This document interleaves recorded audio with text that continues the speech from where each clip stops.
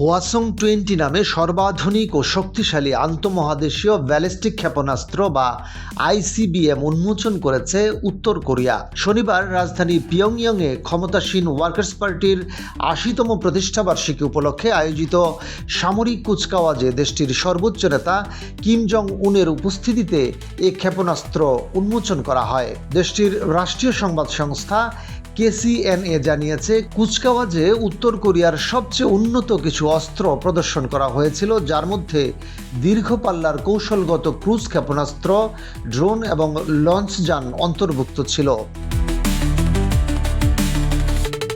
তবে সবচেয়ে বেশি গুরুত্ব পায় হওয়াসং-20 আইসিবিএম। একটি 11 এক্সেল লঞ্চিং ট্র্যাকে স্থাপন করা হওয়াসং-20 এই প্রথম জনসমক্ষে আনা হয়।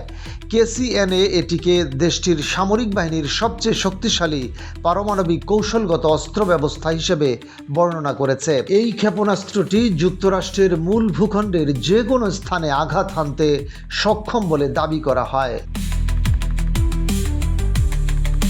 বিশেষজ্ঞদের মতে হওয়াসং-20 ক্ষেপণাস্ত্রটি সম্ভবত একাধিক ওয়ারহেড বহনের জন্য তৈরি করা হয়েছে। এটি যুক্তরাষ্ট্রের বিদ্যমান মিসাইল প্রতিরক্ষা ব্যবস্থাকে বিপর্যস্ত করতে পারে এবং ওয়াশিংটনের বিরুদ্ধে কিম জং উনের চোখে এটি কার্যকর প্রতিরোধ ক্ষমতা। KCNA-র প্রতিবেদনে আরও বলা হয়, কুচকাওয়াজের পর দেওয়া এক ভাষণে কিম উত্তর কোরিয়াকে সমাজতান্ত্রিক শক্তির বিশ্বস্ত সদস্য এবং পশ্চিমা বিশ্ব আধিপত্যের হুমকির বিরুদ্ধে স্বাধীনতার জন্য একটি দুর্গ বলে অভিহিত করেন। তিনি বলেন, আজ আমরা বিশ্বের সামনে একটি শক্তিশালী জাতি হিসেবে দাঁড়িয়ে আছি, যার কোনো বাধা নেই এবং যা আমরা অতিক্রম করতে পারি না।